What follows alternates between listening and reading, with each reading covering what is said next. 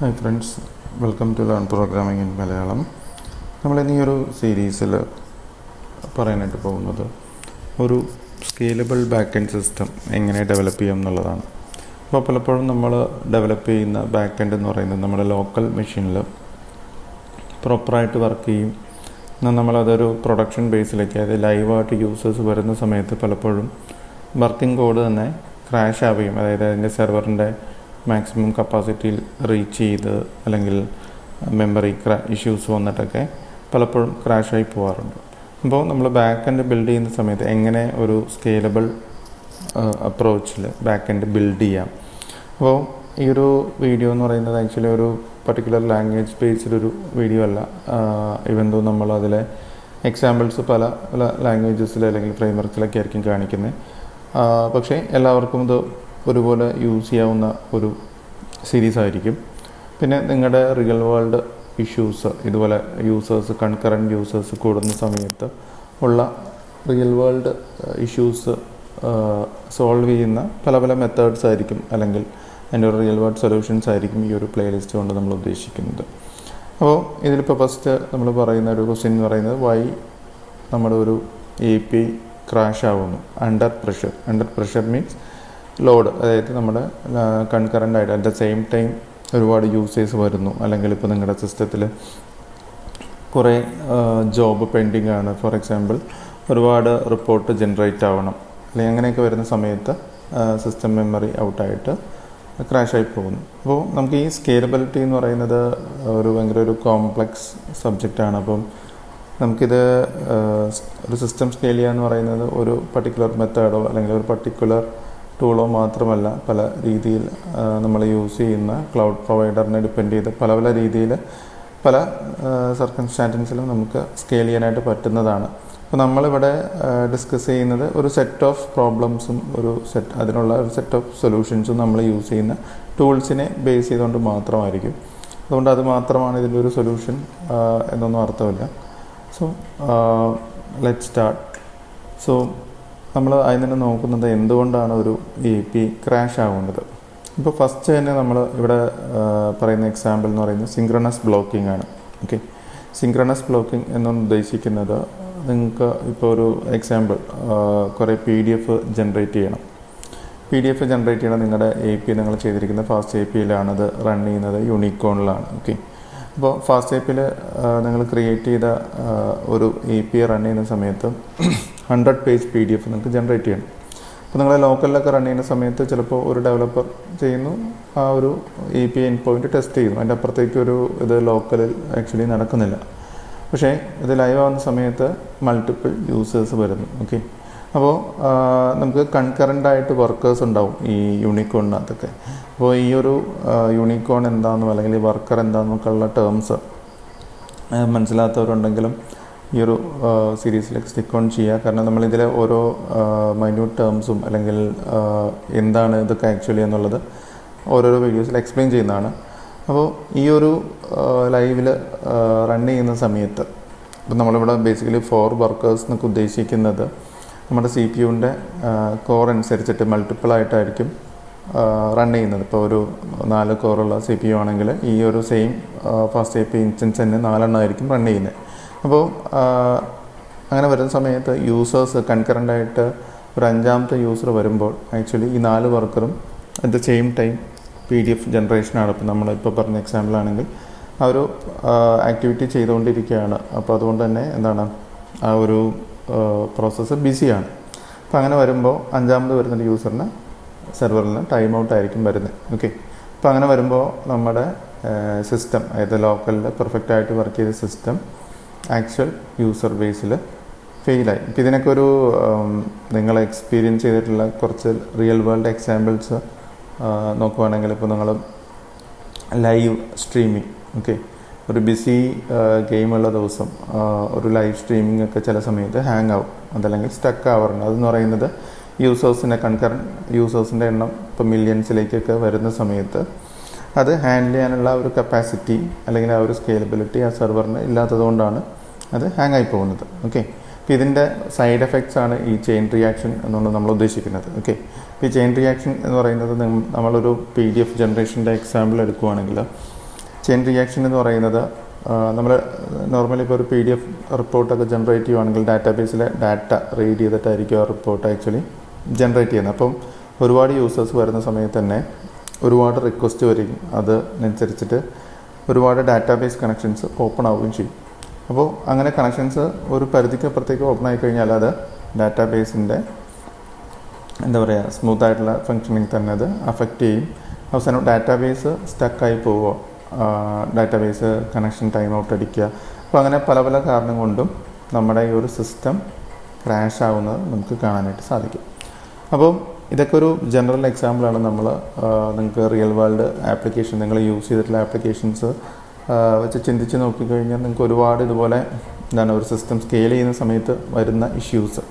ഇത് നിങ്ങളൊരു വളരെ ചെറിയൊരു സിസ്റ്റം, അല്ലെങ്കിൽ ഇപ്പോൾ ഒരു 100 പേർക്ക് ആകെ ഉള്ളൊരു സിസ്റ്റമൊക്കെ ആണെങ്കിൽ ചിലപ്പോൾ നിങ്ങളുടെ ഇങ്ങനത്തെ ഒരു ഇഷ്യൂസ് ഒരിക്കലും ഫേസ് ചെയ്തിട്ടുണ്ടാവില്ല. ഓക്കെ, നമ്മുടെ കൺകറൻ്റ് ആയിട്ടുള്ള, അറ്റ് ദ സെയിം ടൈം വന്ന് ആക്സസ് ചെയ്യുന്ന യൂസേഴ്സിൻ്റെ എണ്ണം കൂടുന്ന സമയത്താണ് എപ്പോഴും ഇങ്ങനത്തെ സ്കെയിലബിൾ ഇഷ്യൂസ് പോപ്പപ്പ് ചെയ്യുന്നത്. അപ്പോൾ ആസ് എ ഒരു സീനിയർ അല്ലെങ്കിൽ ഒരു ആർക്കിടെക്ട് ലെവലിൽ നമ്മൾ കോഡ് ചെയ്യുമ്പോൾ ഒരു വർക്കിംഗ് കോഡ് എഴുതുക എന്നുള്ളതിനപ്പുറത്തേക്ക് ഇത് യൂസേഴ്സ്, ഇത്ര നമ്പർ ഓഫ് യൂസേഴ്സ് ഹിറ്റ് ചെയ്യുമ്പോൾ ഈ API എങ്ങനെയായിരിക്കും പെർഫോം ചെയ്യുക, അല്ലെങ്കിൽ ആ ഒരു സമയത്ത് ഈ API ഫെയിൽ ആവുമോ, അല്ലെങ്കിൽ ഈ ഒരു ഇൻഫ്രാസ്ട്രക്ചർ അല്ലെങ്കിൽ നമ്മുടെ ഒരു ആർക്കിടെക്ചർ അനുസരിച്ച് അത് വർക്ക് ചെയ്യുമോ എന്നുള്ള ഒരു മൈൻഡ് സെറ്റിലൂടെ ഡെവലപ്പ് ചെയ്താൽ മാത്രമേ നമ്മുടെ സിസ്റ്റം ഒരു ഫുൾ ലോഡിലും വർക്ക് ചെയ്യുന്നത് നമുക്ക് ഉറപ്പിക്കാനായിട്ട് സാധിക്കുള്ളൂ. അപ്പം ഇതുകൊണ്ടുണ്ടാവുന്ന സൈഡ് എഫക്ട്സിൽ വേറൊന്നാണ് റിസോഴ്സ് എക്സോഷൻ.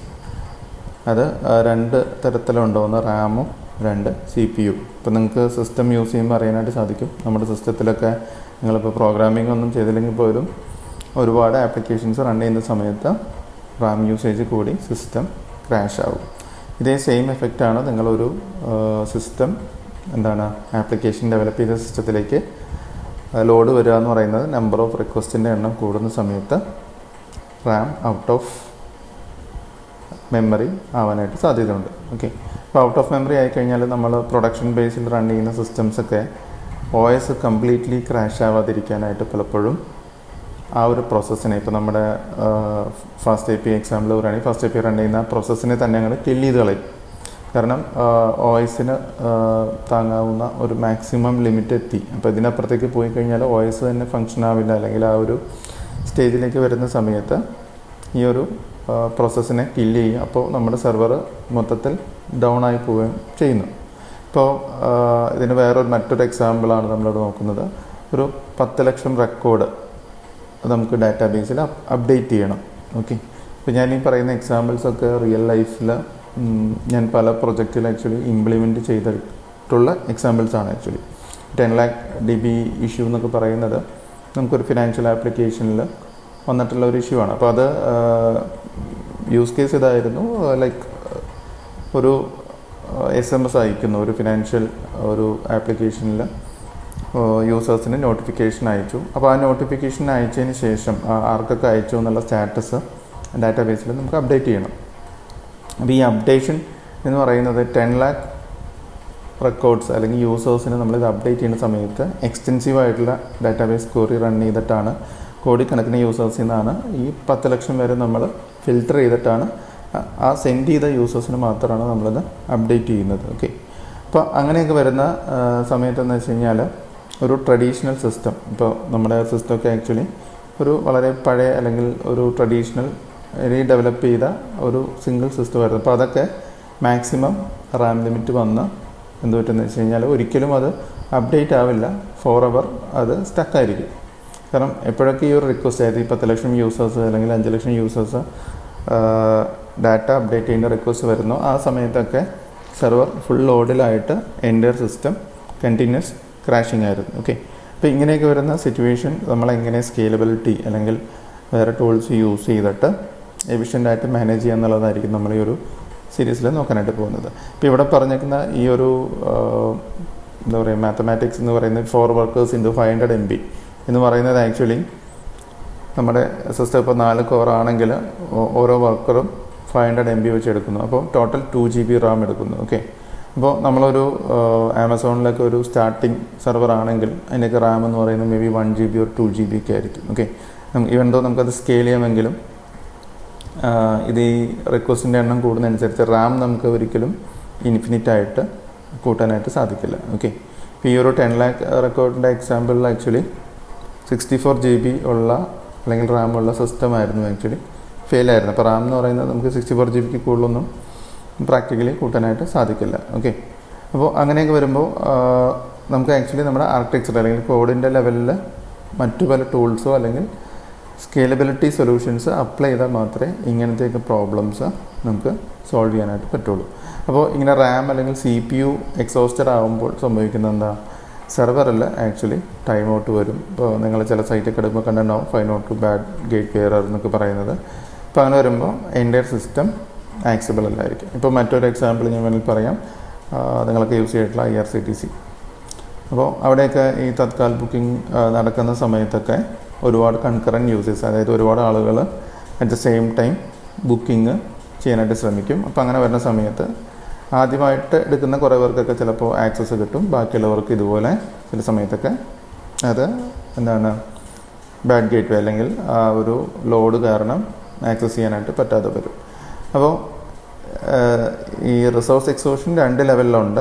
ഒന്ന് റാം എന്ന് പറയുന്നത് മെമ്മറി യൂസേജിൻ്റെയും CPU എന്ന് പറയുന്നത് പ്രോസസ്സിങ് കൂടുമ്പോഴാണ്. ഫോർ എക്സാമ്പിൾ ഇപ്പോൾ നിങ്ങളൊരു 100 പേജ് PDF ഒക്കെ ജനറേറ്റ് ചെയ്യുകയാണെങ്കിൽ അവിടെ കുറേ പ്രോസസ്സിങ് ടാസ്ക് ഉണ്ട്. അത് ജസ്റ്റ് റാം മാത്രമല്ല, CPU-ന് കുറേ ആക്ഷൻസ്, ചിലപ്പോൾ ഒരു കാൽക്കുലേഷൻസും ബാക്കി കാര്യങ്ങളൊക്കെ ചെയ്തിട്ട് വേണം ഒരു PDF ജനറേറ്റ് ചെയ്യാനായിട്ട്.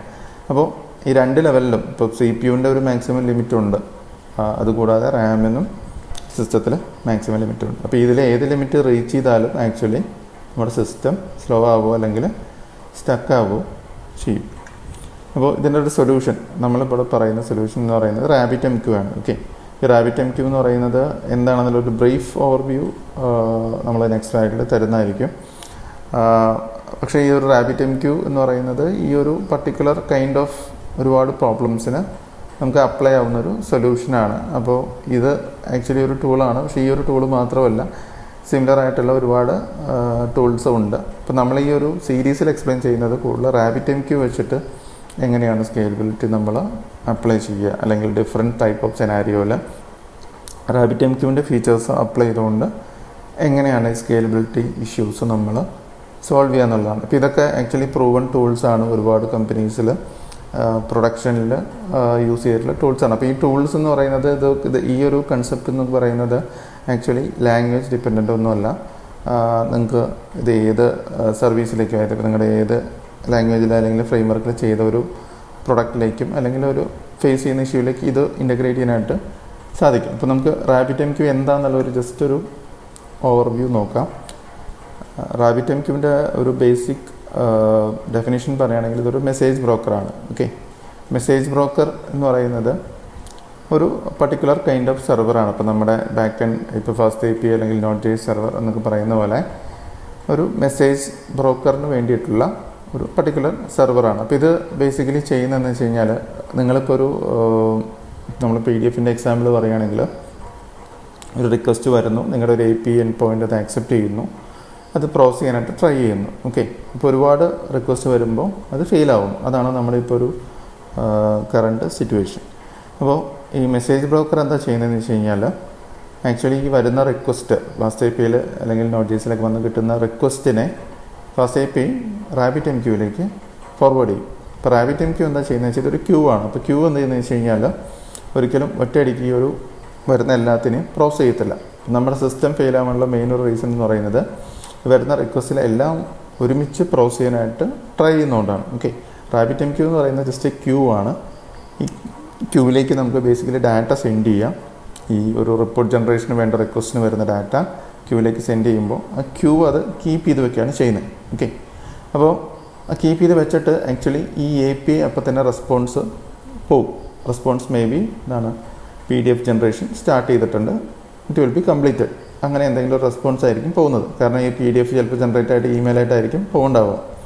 അപ്പോൾ എന്ത് പറ്റുന്നത് വെച്ച് കഴിഞ്ഞാൽ നമ്മുടെ APIക്ക് പിന്നെ ലോഡില്ല, കാരണം ഈ ഒരു സാധനം ട്രാൻസ്ഫർ ചെയ്ത് കഴിഞ്ഞു. അപ്പോൾ അത് കഴിഞ്ഞാൽ ഇത് ഈ ക്യൂവിൽ അവിടെ കീപ്പ് ചെയ്യും. ഓക്കെ, അപ്പോൾ ഇതിന് ബേസിക്കലി 3 സ്റ്റെപ്പാണുള്ളത്. ഓക്കെ, ഫസ്റ്റ് വൺ എന്ന് പറയുന്നത് പ്രൊഡ്യൂസാണ്. ഈ പ്രൊഡ്യൂസ് എന്ന് പറയുന്ന സ്റ്റെപ്പാണ് നമ്മളിപ്പോൾ എക്സ്പ്ലെയിൻ ചെയ്തത്. അതായത് ഈ ഒരു ജോബ് അല്ലെങ്കിൽ ഒരു ക്യൂയിലേക്ക് നമ്മൾ ഡാറ്റ അല്ലെങ്കിൽ ഒരു മെസ്സേജ് RabbitMQന് സെൻഡ് ചെയ്യുന്നു. ഓക്കെ, ഇപ്പോൾ RabbitMQൻ്റെ ക്യൂ എന്ന് പറയുന്നത് ആക്ച്വലി സേഫാണ്. ഈവൻ നമ്മുടെ സെർവർ ക്രാഷ് ആയാലോ അല്ലെങ്കിൽ സെർവർ റീബൂട്ട് ആയാലൊന്നും RabbitMQലെ ഒരു ക്യൂവിലെ ഡാറ്റ അത് ഒരിക്കലും പോകില്ല. ഓക്കെ, അപ്പോൾ ആ ഒരു ക്യൂവിലിരിക്കുന്ന ഡാറ്റേനെ പിന്നെ നെക്സ്റ്റ് എന്ന് പറയുന്നത് കൺസ്യൂമാണ്. ഇപ്പോൾ ഈ കൺസ്യൂം എന്ന് പറയുന്നത് ആക്ച്വലി മറ്റൊരു ബാക്ക്ഗ്രൗണ്ടിൽ വർക്ക് ചെയ്യുന്ന ഒരു കോഡ് അല്ലെങ്കിൽ ഒരു പ്രോസസ്സായിരിക്കും. ഓക്കെ, കാരണം ഈ PDF ജനറേഷൻ ചെയ്ത് കഴിഞ്ഞാൽ മാത്രമേ ആക്ച്വലി നമ്മുടെ ഈ ഒരു ടാസ്ക് ശരിക്കും കംപ്ലീറ്റ് ആവുന്നുള്ളൂ. അപ്പോൾ ഈ PDF ജനറേഷൻ ചെയ്യാനായിട്ടുള്ള ഒരു കോഡ് അല്ലെങ്കിൽ ഒരു പ്രോസസ്സ് ചെയ്യുന്ന ഒരു സംഭവം ഇതിനെ കൺസ്യൂം ചെയ്യണം. ഓക്കെ, അപ്പോൾ ഈ കൺസ്യൂമിന് ശേഷം അതിന് ശേഷമായിരിക്കും ചിലപ്പോൾ മെയിലായിരിക്കുന്നത്. അപ്പോൾ ഈ ഒരു 3 സ്റ്റെപ്പും കംപ്ലീറ്റ് ആയാൽ മാത്രമേ ശരിക്കും ഈ ഒരു പ്രോസസ്സ് കംപ്ലീറ്റ് ആവുന്നുള്ളൂ. ഓക്കെ, ഇപ്പോൾ ഈ ഒരു ടാസ്ക് എന്തായിരിക്കണം? ഇപ്പോൾ PDF ജനറേഷൻ ആണോ അല്ലെങ്കിൽ ഡാറ്റാബേസിലേക്ക് ഒരു ഹ്യൂജ് റൈറ്റ് ആണോ? നമ്മൾ നേരത്തെ പറഞ്ഞ പോലെ അല്ല, ടാസ്ക് എന്ത് വേണമെങ്കിലും ആവാം. പക്ഷേ ഈ ഒരു പ്രോസസ്സ് കംപ്ലീറ്റ് ആവണമെങ്കിൽ കൺസ്യൂമും കൂടി കഴിഞ്ഞിരിക്കണം. അപ്പോൾ ഈ കൺസ്യൂം വർക്ക് ചെയ്തതിന് ശേഷം ആയിരിക്കും ചിലപ്പോൾ മെയിൽ പോകുന്നത്. ഓക്കെ, ഇപ്പോൾ RabbitMQ ആക്ച്വലി ഈ വർക്ക് ചെയ്യുന്ന ഒരു ടൂളല്ല, ഈ ഒരു ക്യൂ ആക്സസ് ചെയ്യുന്ന ടൂളാണ്. ഓക്കെ, അപ്പോൾ ഇതിനൊരു വളരെ സിമ്പിളായിട്ട് എക്സാമ്പിൾ പറഞ്ഞു കഴിഞ്ഞാൽ നമ്മുടെ ഒരു എന്താ പറയുക പോസ്റ്റ് ഓഫീസ് സിസ്റ്റം ആയിട്ടൊക്കെ ഇതിനെ കമ്പയർ ചെയ്യാറുണ്ട്. ഓക്കെ, നമ്മളൊരു മെസ്സേജ് അല്ലെങ്കിൽ അങ്ങോട്ട് സെൻഡ് ചെയ്യുന്നു, ആ പോസ്റ്റ് ഓഫീസ് അതിനെ കീപ്പ് ചെയ്യുന്നു, അതിനെ വേറൊരാൾ കൺസ്യൂം ചെയ്ത് റിസീവ് ചെയ്തിട്ടാണ് ബാക്കി കാര്യങ്ങൾ പ്രോസസ് ചെയ്യുന്നത്. അപ്പോൾ ആ ഒരു കൺസെപ്റ്റിൽ ഇതിനെ മനസ്സിലാക്കി കഴിഞ്ഞാൽ ഇതിൻ്റെ ഒരു ഓവറോൾ ആർക്കിടെക്ചർ മനസ്സിലാക്കാനായിട്ട് എളുപ്പമാണ്. ഓക്കെ, അപ്പോൾ ഇത് സ്കെയിലിങ്ങിന് എവിടെ ഇമ്പോർട്ടൻ്റ് ആണ് എന്ന് വെച്ച് കഴിഞ്ഞാൽ, ഇപ്പോൾ നമുക്കൊരു 1000 റിക്വസ്റ്റ് വരുവാണെങ്കിൽ 1000 റിക്വസ്റ്റ് വന്നു കഴിഞ്ഞാൽ നമ്മുടെ സെർവർ ഫോർ എക്സാമ്പിൾ ഒരു 2 GB അല്ലെങ്കിൽ ഒരു 4 GB ഒക്കെ സെർവറാണ്. അപ്പോൾ അതിലേക്കൊരു 1000 റിക്വസ്റ്റൊക്കെ വന്നു കഴിഞ്ഞാൽ റാമിന് കഞ്ചഷൻ വരും ബൈ ഡിഫോൾട്ട്. ഓക്കെ, അപ്പോൾ ഈ ഒരു റിക്വസ്റ്റ് ഈ 1000 റിക്വസ്റ്റിൽ വരുന്ന PDF ജനറേഷൻ ഒറ്റയടിക്ക് ചെയ്യാനായിട്ട് നമുക്ക് സാധിക്കില്ല. അപ്പോൾ അതിനെ നമ്മൾ RabbitMQലേക്ക് കൊടുക്കുമ്പോൾ RabbitMQ ശരിക്കും ഈ ഒരു പ്രഷർ അല്ലെങ്കിൽ ഈ ഒരു റിക്വസ്റ്റ് ലോഡ് അല്ലെങ്കിൽ ഈ ഷോക്ക് അബ്സോർബ് ചെയ്യാണ് ചെയ്യുന്നത്. ഓക്കെ, അപ്പോൾ ആക്ച്വൽ ഈ ഫസ്റ്റ് API അല്ലെങ്കിൽ നോഡിലൊക്കെ റൺ ചെയ്യുന്ന സെർവറിന് ഒരു ലോഡ് ഒരിക്കലും വരില്ല. ഓക്കെ, പിന്നെ അതുപോലെ അസിൻക്രണസ് ആണ്. അതായത് ഇപ്പോൾ ഒരു API 10 മില്ലി സെക്കൻഡിലാണ് ഒരു API റെസ്പോൺസ് പോകുന്നത്. ഓക്കെ, പക്ഷേ ഇതിൻ്റെ ആക്ച്വൽ വർക്ക് നടക്കുന്ന ബാക്ക്ഗ്രൗണ്ടിലാണ്. മേ ബി 10 മിനിറ്റ്, ഇപ്പോൾ നിങ്ങളുടെ ഒരു PDF ജനറേഷന് മേ ബി ഒരു 2 മിനിറ്റ് എടുക്കും എന്നുണ്ടെങ്കിൽ API നിന്ന് ഓൾറെഡി റെസ്പോൺസ് പോയിട്ടുണ്ടാവും PDF ജനറേഷൻ സ്റ്റാർട്ടഡ് എന്ന് പറയുന്നത്. പക്ഷേ ആക്ച്വൽ വർക്ക് ബാക്ക്ഗ്രൗണ്ടിൽ നടന്നതിന് ശേഷമായിരിക്കും യൂസറിന് നോട്ടിഫിക്കേഷൻ അല്ലെങ്കിൽ ഒരു ഇമെയിലൊക്കെ പോകുന്നത്. അപ്പോൾ പിന്നെ മറ്റൊരു അഡ്വാൻറ്റേജ് എന്ന് പറഞ്ഞാൽ പെർസിസ്റ്റൻസ് ആണ്. ഇതിപ്പോൾ ഒരു വർക്കർ ആയത് ഇപ്പോൾ നിങ്ങളുടെ ഒരു API ക്രാഷ് ആയിട്ടുണ്ടെങ്കിലും ആ ഒരു മെസ്സേജ് RabbitMQവിൽ എത്തിയിട്ടുണ്ടെങ്കിൽ അല്ലെങ്കിൽ ആ ഒരു ക്യൂവിൽ അത് റിസീവ് ചെയ്തിട്ടുണ്ടെങ്കിൽ അത് എപ്പോഴും സേഫ് ആയിരിക്കും. ഡാറ്റ ഒരിക്കലും ലോസ് ആവില്ല. അപ്പോൾ ഒരു റിയൽ വേൾഡ് സിസ്റ്റത്തിൽ ഈ ഡാറ്റ ലോസ് എന്ന് പറയുന്നത് ഭയങ്കര ക്രിട്ടിക്കലാണ്. ഫോർ എക്സാമ്പിൾ ഇത് PDF ജനറേഷനോ അല്ലെങ്കിൽ ഇങ്ങനത്തെ കാര്യങ്ങൾക്ക് മാത്രമല്ല, നിങ്ങൾക്കിപ്പോൾ ഒരു ഓർഡർ പ്രോസസ്സിങ് ഒരു ഹ്യൂജ് ആയിട്ടുള്ള ഒരു ഓർഡർ പ്രോസസ്സിങ് ഉണ്ട്. അപ്പോൾ അങ്ങനെ വരുന്ന സമയത്തൊക്കെ ഈ ഡാറ്റ ലോസ് ആയി കഴിഞ്ഞാൽ നമുക്ക് ഒരിക്കലും കസ്റ്റമറിനോട് പറയാനായിട്ട് സാധിക്കില്ല ഇത് റീപേ ചെയ്യണം, കാരണം ഓർഡർ ഡാറ്റ ഞങ്ങളുടെ നിന്ന് പോയി. അതൊരിക്കലും പ്രാക്ടിക്കലല്ല. അപ്പോൾ അങ്ങനെ വരുന്ന സമയത്ത് നമ്മുടെ സെർവർ ക്രാഷ് ആയാൽ പോലും ഈ ഒരു ക്യൂ അതിനെ ക്യാച്ച് ചെയ്തിട്ടുണ്ടെങ്കിൽ ആക്ച്വലി അത് സേഫാണ്. കാരണം റിസീവ് ചെയ്യണം അല്ലെങ്കിൽ കൺസ്യൂം ചെയ്യുന്ന എൻഡിലേക്ക് അത് പൊക്കോളും, ബാക്കി പ്രോസസ്സിങ് അവിടെ നടന്നോളും. ഓക്കെ, അപ്പോൾ ഇതൊരു ബേസിക് ഓവർവ്യൂ ആണ് RabbitMQവിൻ്റെ. നമ്മൾ വരുന്ന വീഡിയോയിൽ ഇതിൻ്റെ ഓരോ ഡീറ്റെയിൽഡ് ആയിട്ടുള്ള കാര്യങ്ങൾ അത് റിയൽ വേൾഡ് സെനാരിയോയിൽ എങ്ങനെ സോൾവ് ചെയ്യുന്നു അല്ലെങ്കിൽ അതിൻ്റെ ഒരു വർക്കിംഗ് കോഡ് വെച്ചിട്ടൊക്കെ ആയിരിക്കും എക്സ്പ്ലെയിൻ ചെയ്യുക. കൂടുതലും ഡയഗ്രാംസ് ആയിരിക്കും. അപ്പോൾ നമുക്ക് ഇതിൻ്റെ കൺസെപ്റ്റ് മനസ്സിലാക്കുക എന്നുള്ളതാണ് ഏറ്റവും ഇമ്പോർട്ടൻ്റ്. കാരണം നമ്മളൊരു കറണ്ട് API ഡെവലപ്പർ എന്നുള്ള ലെവലിൽ നിന്ന് ഒരു നെക്സ്റ്റ് ആർക്കിടെക്ട് ലെവലിൽ അല്ലെങ്കിൽ ഒരു സ്കെയിലബിൾ സിസ്റ്റം ഡെവലപ്പ് ചെയ്യുന്ന ലെവലിലേക്ക് പോകാനായിട്ട് ഇങ്ങനത്തെ കാര്യങ്ങൾ വളരെ ഇമ്പോർട്ടൻ്റ് ആണ്. ഇങ്ങനത്തെ ഒരു ഡെവലപ്പറിനായിരിക്കും ഇൻഡസ്ട്രിയിൽ എപ്പോഴും വാല്യൂ ഉള്ളത്. അപ്പോൾ ഇപ്പോൾ RabbitMQ വന്ന് നടക്കുന്ന ഒരു എക്സിക്യൂഷൻ്റെ എക്സാമ്പിളാണ് ഈ കാണിച്ചിരിക്കുന്നത്. അപ്പോൾ ഈ ഹാൻഡ് ഷേക്ക് എന്ന് പറയുന്നത് ഫസ്റ്റ് നമ്മുടെ റിക്വസ്റ്റ് ബ്രൗസറിൽ നിന്ന് അല്ലെങ്കിൽ ഒരു ആപ്ലിക്കേഷനിൽ നിന്ന് ഫാസ്റ്റ് എ പിക്ക് കിട്ടുന്നു. ആ ഫാസ്റ്റ് എ പി ആ കിട്ടിയ റിക്വസ്റ്റ് RabbitMQയിലേക്ക് പാസ് ചെയ്യുന്നു. ഓക്കെ, പാസ് ചെയ്ത് കഴിഞ്ഞ് അതിന് ശേഷം തിരിച്ച് അത് ആക്സെപ്റ്റ് ചെയ്യുന്നു. അപ്പോൾ അതിനുശേഷം API ഫ്രീ ആണ്. ഓക്കെ, അതുകൊണ്ട് തന്നെ യൂസറിന് ഇമ്മീഡിയറ്റ് ആയിട്ട് ഫീഡ്ബാക്ക് അല്ലെങ്കിൽ ഇമ്മീഡിയറ്റ് ആയിട്ട് ഈ ടാസ്ക് സ്റ്റാർട്ടഡെന്നോ അല്ലെങ്കിൽ അങ്ങനെ എന്തെങ്കിലും ഒരു മെസ്സേജ് വരുന്നു. ഓക്കെ, അപ്പോൾ ഇതിലത് മാത്രമല്ല ബാക്ക് പ്രഷർ കൺട്രോൾ എന്ന് പറയുന്നൊരു സംഭവമുണ്ട്. അപ്പോൾ ബാക്ക് പ്രഷർ കൺട്രോൾ എന്ന് പറയുന്നത് ഇതിന് മെസ്സേജ് ഹോൾഡ് ചെയ്യാൻ മാത്രമല്ല, അത് ഏത് പേസിൽ നമുക്കത് ഫ്രീ ആക്കണം എന്നൊക്കെ നമുക്ക് ആക്ച്വലി കൺട്രോൾ ചെയ്യാനായിട്ട് സാധിക്കും. അപ്പോൾ 1 by 1 ആയിട്ട് വേണോ, അല്ലെങ്കിൽ ഇപ്പോൾ 10 at a ടൈം നമുക്കിത് ഫ്രീ ആക്കി കൺട്രോൾ ചെയ്യാൻ പറ്റും. അപ്പോൾ അങ്ങനെ വരുമ്പോൾ വെച്ചാൽ നമ്മുടെ സിസ്റ്റത്തിൻ്റെ റാം ഒരിക്കലും എക്സോസ്റ്റഡ് ആവാത്ത രീതിയിൽ അതിനെത്രയാണ് ഹാൻഡിൽ ചെയ്യാൻ പറ്റുന്ന എന്ന രീതിയിൽ ഇതിനെ നമുക്ക് ബ്രൗസ് ചെയ്യാനായിട്ട് സാധിക്കും. കാരണം ചില സമയത്ത് ഇപ്പോൾ ഒരു 10 വെച്ചൊക്കെ ഈസി അല്ലെങ്കിൽ 100 1000 വെച്ച് ബ്രൗസ് ചെയ്യാനുള്ള കേപ്പബിലിറ്റി നമ്മുടെ സെർവറിനുണ്ടെങ്കിൽ നമുക്കത് കംപ്ലീറ്റ്ലി യൂസ് ചെയ്യുന്നതിന് കുഴപ്പമില്ല. ഓക്കെ, ചില കേസിൽ അത് പ്രാക്ടിക്കലി പോസിബിൾ അല്ല. നമുക്ക് ആ ഒരു 1 by 1 തന്നെ വേണം, അല്ലെങ്കിൽ ആ ഒരു ലോഡ് സ്റ്റിൽ ഹൈ ആണെങ്കിൽ അത് മാനേജ് ചെയ്ത് അല്ലെങ്കിൽ അത് അഡ്ജസ്റ്റ് ചെയ്തുകൊണ്ട് നമുക്ക് ഈ ലോഡ് കൺട്രോൾ ചെയ്യാനായിട്ട് സാധിക്കും. അപ്പോൾ ഇതൊക്കെ ബാക്ക്ഗ്രൗണ്ടിൽ നടക്കുന്നതുകൊണ്ടായത് നമ്മുടെ റിക്വസ്റ്റ് റെസ്പോൺസ് ലൈഫ് സൈക്കിളിൽ നിന്ന് ഡിറ്റാച്ച്ഡ് ആയിട്ടാണ് ഇത് നടക്കുന്നത്. ഞാനൊരു ലാസ്റ്റ് ഒരു ആർക്കിടെക്ചർ ഡയഗ്രാം കാണിക്കാം, അപ്പോൾ നിങ്ങൾക്ക് മനസ്സിലാവും.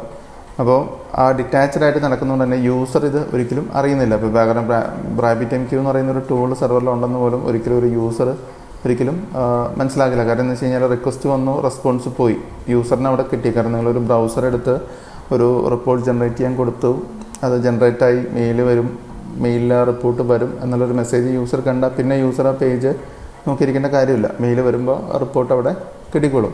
പിന്നെ അതൊരു അസിൻക്രണസ് ഓപ്പറേഷൻ, അതായത് ബാക്ക്ഗ്രൗണ്ടിലാണ് ഇത് ആക്ച്വലി നടക്കുന്നത്. ഓക്കെ, നമുക്ക് ഒരിക്കലും ലക്ഷക്കണക്കിന് റിപ്പോർട്ട്സോ അല്ലെങ്കിൽ കാര്യങ്ങളൊന്നും സിൻക്രണസ് ആയിട്ട് ചെയ്യാനായിട്ട് പ്രാക്ടിക്കലി പോസിബിൾ അല്ല. ഓക്കെ, അപ്പോൾ അത് സ്കെയിലബിലിറ്റി നമ്മുടെ സെർവറിനെയൊക്കെ ഡിപ്പെൻഡ് ചെയ്തിരിക്കും. അപ്പോൾ ഇതൊക്കെയാണ് RabbitMQ വരുന്നതുകൊണ്ടുള്ള നമ്മുടെ അഡ്വാൻറ്റേജ്. ഇതിന് ആക്ച്വലി പ്രാക്ടിക്കലി ഇംപ്ലിമെൻറ്റേഷനൊക്കെ ആയിരിക്കും നമ്മൾ അപ്കമിങ് വീഡിയോസിൽ നോക്കുന്നത്. ഓക്കെ, അപ്പോൾ ഇതൊരു സിസ്റ്റം ഡിസൈൻ കമ്പാരിസനാണ്. ലെഫ്റ്റ് സൈഡിലുള്ള ഡയഗ്രം എന്ന് പറയുന്നത് നിങ്ങൾ ട്രഡീഷണലി നിങ്ങളിപ്പോൾ ഡെവലപ്പ് ചെയ്തുകൊണ്ടിരിക്കുന്ന നോർമലി ഡെവലപ്പ് ചെയ്യുന്ന സിസ്റ്റം ആണ്. നിങ്ങൾ ഒരു സിംഗിൾ സെർവറിൽ ഫാസ്റ്റ് API വർക്ക്സ്, അതായത് ഇപ്പോൾ നിങ്ങളുടെ സിസ്റ്റം 3-4 കോറൊക്കെ ഉണ്ടാവുമായിരിക്കും. അപ്പോൾ നിങ്ങൾ യൂണിക്കോണിലൊക്കെ റൺ ചെയ്യുന്ന സമയത്ത് 3-4 വർക്കർ ഇട്ടിട്ടായിരിക്കും ഈ റിക്വസ്റ്റ് ഹാൻഡിൽ ചെയ്യുന്നത്. ഓക്കെ, അപ്പോൾ ഈ റിക്വസ്റ്റ് ഹാൻഡിൽ ചെയ്യുന്ന സമയത്ത് എന്താ പറ്റുകയെന്ന് വെച്ച് കഴിഞ്ഞാൽ നമ്മുടെ റിക്വസ്റ്റിൻ്റെ എണ്ണം, നമ്മൾ ഇനീഷ്യലി പറഞ്ഞ പോലെ തന്നെ റിക്വസ്റ്റിൻ്റെ എണ്ണം കൂടുന്നതനുസരിച്ചിട്ട് റെസ്പോൺസ് സ്ലോ ആവുമോ അല്ലെങ്കിൽ റെസ്പോൺസ് ഓൾമോസ്റ്റ് ഡെഡ് ആവാനോ ചാൻസ് ഉണ്ട്. അപ്പം നമ്മുടെ CPU യൂസേജും മെമ്മറി യൂസേജും ഹൈ ആവും. ഇപ്പോൾ റൈറ്റ് സൈഡിലെ ഡയഗ്രാം എന്ന് പറയുന്നത് അസിൻക്രണസ് ആണ്, ഇത് നോൺ ബ്ലോക്കിംഗ് ആണ്.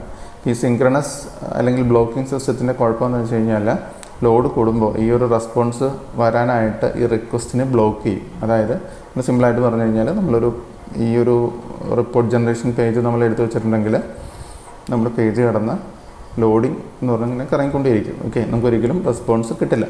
ഇപ്പോൾ ട്രഡീഷണലി ഒരു 3-4 സെക്കൻഡ് അല്ലെങ്കിൽ 5 സെക്കൻഡിൽ കൂടുതലൊന്നും ഒരു ക്ലയൻറ്റ് അല്ലെങ്കിൽ യൂസർ ഈ ഒരു റെസ്പോൺസ് വരാനായിട്ട് വെയിറ്റ് ചെയ്യില്ല. അപ്പോൾ ഫൈനലി എന്ത് പറ്റും, നമുക്ക് റിക്വസ്റ്റിനൊക്കെ ഒരു ടൈം ഔട്ട് ഉണ്ട്. HTTPക്ക് ഒരു ടൈം ഔട്ട് ഉണ്ട്. അപ്പോൾ ഈ ഒരു ടൈം ഔട്ട് ആവുന്ന സമയത്ത് ബ്രൗസർ അല്ലെങ്കിൽ നമ്മുടെ ക്രോം തന്നെ ഈ ഒരു റിക്വസ്റ്റിനെ കില്ല് ചെയ്യും, റിക്വസ്റ്റ് ടൈംഡ് ഔട്ട്. അപ്പോഴാണ് നമുക്ക് ആക്ച്വലി റിക്വസ്റ്റ് ടൈംഡ് ഔട്ടോ അല്ലെങ്കിൽ സെർവറിൽ നിന്ന് തന്നെ എറർ വരും. നിങ്ങൾ Nginxലാണ് ഇത് കോൺഫിഗർ ചെയ്തിരിക്കുന്നത്, സെർവർ തന്നെ അത് കില്ല് ചെയ്ത് കളഞ്ഞ് ആ ഒരു റിക്വസ്റ്റിനെ കില്ല് ചെയ്ത് കളയും. ഓക്കെ, അപ്പോൾ യൂസറിന് എപ്പോഴും അങ്ങനെ ഒരു സിറ്റുവേഷനിൽ ഒരു ഡെഡ് മെസ്സേജ് അല്ലെങ്കിൽ ഡെഡ് സ്ക്രീൻ ആയിരിക്കും കാണുന്നത്. ഓക്കെ, നമ്മുടെ ഡയഗ്രാം 2 എന്ന് പറയുന്നത് ആക്ച്വലി RabbitMQ ഇംപ്ലിമെൻറ്റ് ചെയ്തിരിക്കുന്ന ഒരു സർവീസും ഇവിടെ നിങ്ങൾക്ക് റൈറ്റ് സൈഡിൽ ഒരു Node.js സർവീസും കാണാം. അപ്പോൾ നമ്മളിവിടെ ഈ ഒരു Node.js ഇവിടെ ഇൻക്ലൂഡ് ചെയ്യാനുള്ള കാരണം എന്താണെന്ന് വെച്ച് കഴിഞ്ഞാൽ നമുക്ക് റിയൽ വേൾഡ് സിസ്റ്റം ബിൽഡ് ചെയ്യുന്ന സമയത്ത് പല കാര്യങ്ങൾക്കും അല്ലെങ്കിൽ പല പർട്ടിക്കുലർ കൈൻഡ് ഓഫ് വർക്കിന് പർട്ടിക്കുലർ ലാംഗ്വേജ് അല്ലെങ്കിൽ പർട്ടിക്കുലർ ഫ്രെയിം വർക്ക് ആയിരിക്കും ബെറ്റർ. ഓക്കെ, അപ്പോൾ ഈ RabbitMQ യൂസ് ചെയ്യുന്നതുകൊണ്ടുള്ള മറ്റൊരു അഡ്വാൻറ്റേജും കൂടി ആക്ച്വലി കാണിച്ചു തരാനായിട്ടാണ് ആക്ച്വലി ഇങ്ങനെ ഒരു ഡയഗ്രാം കാണിച്ചിട്ടുള്ളത്. അപ്പോൾ ഈ ഒരു ഡയഗ്രാം എന്ന് പറയുന്നത് ജസ്റ്റ് ഈ ഒരു സീരീസിന് വേണ്ടി വെറുതെ ക്രിയേറ്റ് ചെയ്തല്ല. ഇത് ആക്ച്വലി ഞാൻ വർക്കിയിട്ടുള്ള പല ഹൈ ലോഡ് വന്നിട്ടുള്ള സിസ്റ്റത്തിൽ പ്രൊഡക്ഷനിൽ ഞാൻ യൂസ് ചെയ്തൊരു സ്ട്രക്ചറാണ്. ഇതിപ്പോഴും പല സെർവറിലും ലൈവായിട്ട് റൺ ചെയ്യുന്ന ഒരു സ്ട്രക്ചറും കൂടിയാണ്. ഓക്കെ, അപ്പോൾ ഇതിലിപ്പോൾ നമ്മൾ എക്സാമ്പിൾ പറയുന്നത് റിക്വസ്റ്റ് വരുന്നത് നമ്മുടെ ഫാസ്റ്റ് APIയിലാണിത് റിക്വസ്റ്റ് വരുന്നത്. അപ്പോൾ ഈ ഫാസ്റ്റ് API ഈ വരുന്ന റിക്വസ്റ്റിനെ RabbitMQയിലേക്ക് പാസ് ചെയ്യുന്നു. ഓക്കെ, പാസ് ചെയ്ത റിക്വസ്റ്റിനെ നമ്മൾ നമ്മൾ നേരത്തെ പറഞ്ഞു കൺസ്യൂം ചെയ്തിട്ടാണ് ആക്ച്വലി ഫൈനൽ സ്റ്റെപ്പ് എന്ന് പറയുന്നത്. അപ്പോൾ ഈ കൺസ്യൂമറാണ് ആക്ച്വലി Node.jsൻ്റെ നമ്മുടെ കോഡ്, പ്രൊഡ്യൂസറാണ് ആക്ച്വലി ഫാസ്റ്റ് API. ഓക്കെ, അപ്പോൾ ഇതിൻ്റെ ഇടയിൽ നിൽക്കുന്ന മെസ്സേജ് ബ്രോക്കറായിട്ടാണ് ആക്ച്വലി RabbitMQ വർക്ക് ചെയ്യുന്നത്. ഓക്കെ, ഫൈനലി Node.jsൽ ഈ ഒരു ഡാറ്റ എത്തുന്ന സമയത്തായിരിക്കും ആക്ച്വലി നമ്മുടെ PDF ജനറേഷൻ്റെ പ്രോസസ്സിങ് അവിടെ നടക്കുന്നത്. ഓക്കെ, അപ്പോൾ ആ സമയത്ത് ഡാറ്റാബേസിൽ നിന്ന് ചിലപ്പോൾ കുറയുന്നുണ്ടാവും. ചില കേസിൽ ആക്ച്വലി ഡാറ്റാബേസ് Node.jsലേക്ക് കണക്ട് ആവണമെന്നില്ല. ട്രഡീഷണലി ചിലപ്പോൾ ഫാസ്റ്റ് API തന്നെ ആയിരിക്കും ഈ ഡാറ്റാബേസ് ഇരിക്കുന്നത്. നമ്മൾ ഫാസ്റ്റ് API തന്നെ ഈ ഡാറ്റ കോർ ചെയ്തെടുത്തിട്ട് ഈ RabbitMQയിലേക്ക് പാസ് ചെയ്യാനും നമുക്ക് സാധിക്കും. അപ്പോൾ അങ്ങനെ വരുമ്പോൾ Node.js ആക്ച്വലി ഡാറ്റാബേസ് കണക്റ്റഡ് ആയിരിക്കണം എന്നുമില്ല. ഓക്കെ, അപ്പോൾ നമ്മൾ ബാക്കിൻ്റെ അത് എങ്ങനെ കണക്ട് ചെയ്യുന്നു അല്ലെങ്കിൽ എങ്ങനെ ബിൽഡ് ചെയ്യുന്നു എന്ന് ഡിപ്പെൻഡൻ്റ് ആണത്. അപ്പോൾ അങ്ങനെ വന്നു കഴിഞ്ഞാൽ അവസാനം Node.js ഈ PDF ബിൽഡ് ചെയ്യുന്നു. ഓക്കെ, ബിൽഡ് ചെയ്ത സാധനം നമ്മളിപ്പോൾ ഫോർ എക്സാമ്പിൾ മെയിലായിട്ടായിരിക്കും ചിലപ്പോൾ അയച്ചു കൊടുക്കുന്നത്. അപ്പോൾ ഈ ഫൈനൽ മെയിൽ പോകുന്നത് ഈ കൺസ്യൂമർ ക്രോസ് ചെയ്ത Node.js കൺസ്യൂമറിൽ നിന്നായിരിക്കും ഈ ഒരു മെയിൽ പോകുന്നത്. ഓക്കെ, അപ്പോൾ അങ്ങനെ വരുമ്പോൾ എപ്പോഴും യൂസേഴ്സിന് ഇമ്മീഡിയറ്റ് റെസ്പോണ്ടാണ്. ഓക്കെ, 202 ആക്സെപ്റ്റഡ് എന്ന് പറയുന്നത് ഇമ്മീഡിയറ്റ് റെസ്പോണ്ടാണ് കിട്ടുന്നത്. ടാസ്ക് പക്ഷേ പെൻഡിങ് ആയിരിക്കും. അതാണ് അതിൻ്റെ ഒരു മെയിൻ വ്യത്യാസം. ഓക്കെ, നമ്മൾ ഈ ഒരു diagram 1 actually may be 2 or 3 യൂസേഴ്സൊക്കെ ഉള്ളെങ്കിൽ അല്ലെങ്കിൽ വലിയ ലോഡൊന്നും ഇല്ലെങ്കിൽ ചിലപ്പോൾ അവർക്ക് ഇമ്മീഡിയറ്റ് ആയിട്ട് PDF ജനറേറ്റ് ചെയ്ത് ആ പേജിൽ അപ്പം തന്നെ കാണാൻ പറ്റും. ഓക്കെ, പക്ഷേ ഇങ്ങനെ യൂസേഴ്സ് കൂടുന്ന സമയത്ത് നമുക്ക് അസിൻക്രണസ് ആയിട്ട് ചെയ്യുമ്പോൾ ഒരിക്കലും ഇമ്മീഡിയറ്റ് റെസ്പോൺസ് ആയിട്ട് ആയിരിക്കില്ല ഈ റിപ്പോർട്ട്സ് പോകുന്നത്. കാരണം ഇതിൻ്റെ ഒരു ഗ്യാരണ്ടി എന്ന് പറയുന്നത്, ഈ RabbitMQവിൻ്റെ ഗ്യാരണ്ടി എന്ന് പറയുന്നത് ഈ ക്യൂ എപ്പോഴും പ്രോസസ്സ് ചെയ്തിരിക്കും അറ്റ്ലീസ്റ്റ് വൺസ് എങ്കിലും. ഓക്കെ, റെസ്പെക്റ്റീവ് ഓഫ് എന്താണ് ഈ ഒരു സെർവർ ക്രാഷ് ആയി ഇപ്പോൾ നിങ്ങളുടെ സിസ്റ്റം ഈവൻ ഓഫായി പോയാൽ പോലും ഓൺ ആവുന്ന സമയത്ത് ഈ ക്യൂവിൽ പെൻഡിങ് ഉള്ളതെല്ലാം RabbitMQ ക്യാച്ച് ചെയ്ത് വെച്ചിട്ടുണ്ടാകും. ഓക്കെ, അപ്പോൾ പെൻഡിങ് ഉള്ളതെല്ലാം അവിടെ ഓൺ ആവുന്ന സമയത്ത് എപ്പോഴാണോ ഈ ഒരു Node.jsൻ്റെ വർക്കർ അപ്പാവുന്നത്. ഓക്കെ, ചില സമയത്ത് ഇത് ആക്ച്വലി കൺസ്യൂമർ മാത്രമല്ല, ചില സമയത്ത് ഈ വർക്കറും പ്രൊഡ്യൂസർ മാത്രമല്ല കൺസ്യൂമറും ഡൗൺ ആവാം. ഫോർ എക്സാമ്പിൾ ഇപ്പോൾ ഒരു ഫാസ്റ്റ് APIയുടെ അവിടെ നിന്ന് റിക്വസ്റ്റ് വന്നു, RabbitMQ അത് ക്യാച്ച് ചെയ്തു, പക്ഷേ റിസീവിങ് എൻഡ് അല്ലെങ്കിൽ കൺസ്യൂമർ എൻഡ് ഡൗൺ ആണ്. ഓക്കെ, Node.jsൻ്റെ കോഡിൽ എന്തോ ഇഷ്യൂ വന്നു, അത് ഡൗൺ ആണെങ്കിൽ എന്ന് പറ്റുന്ന വെച്ചാൽ ഈ ക്യൂ പ്രോസസ്സിങ് അവിടെ സ്റ്റോപ്പായിരിക്കും. ഓക്കെ, അപ്പോഴും ആക്ച്വലി നമ്മൾ സേഫാണ്. കാരണം എന്താ വെച്ച് കഴിഞ്ഞാൽ ഈ ഒരു ക്യൂ പ്രോസസ് ചെയ്യാൻ ക്യാച്ച് ചെയ്യാൻ Node.js ഡെഡ് ആണെങ്കിലും ക്യൂവിനകത്ത് ഇതെല്ലാം വന്ന് സ്റ്റോർ ആയിരിക്കും. ഓക്കെ, എപ്പോഴാണോ Node.js സർവീസ് അപ്പാവുന്നത് ആ സമയത്ത് ഇമ്മീഡിയറ്റ്ലി RabbitMQ അതിനെ പ്രോസസ് ചെയ്യും. ഓക്കെ, അപ്പോൾ അങ്ങനെ വരുമ്പോൾ നമുക്ക് ഈ ഒരു നമ്മുടെ വർക്കർ ക്രാഷ് ആവുന്നതൊന്നും നമ്മുടെ ഡാറ്റേനെ ആക്ച്വലി ബാധിക്കുന്നില്ല. ഓക്കെ, ഇമ്മീഡിയറ്റ് ആയിട്ട് നടന്നില്ലെങ്കിലും പല കാര്യങ്ങളും ക്രാഷ് ആണെങ്കിൽ പോലും നമുക്ക് ഗ്യാരണ്ടീഡ് ആയിട്ട് ഇത് പ്രോസസ് ചെയ്യാനായിട്ട് സാധിക്കും. ഓക്കെ, അപ്പോൾ ഇതിൻ്റെ ഒരു ഡിഫറൻറ്റ് നമ്മളിപ്പോൾ പറഞ്ഞ എക്സാമ്പിൾസിൻ്റെയൊക്കെ കോഡ് ലെവൽ എക്സാമ്പിൾസ്, ലോഡ് എങ്ങനെ ഹാൻഡിൽ ചെയ്യുന്നു, അങ്ങനെ പല പല കാര്യങ്ങളായിരിക്കും നമ്മൾ ഈ ഒരു സീരീസിൽ നോക്കാനായിട്ട് പോകുന്നത്. അടുത്ത വീഡിയോയിൽ കാണാം.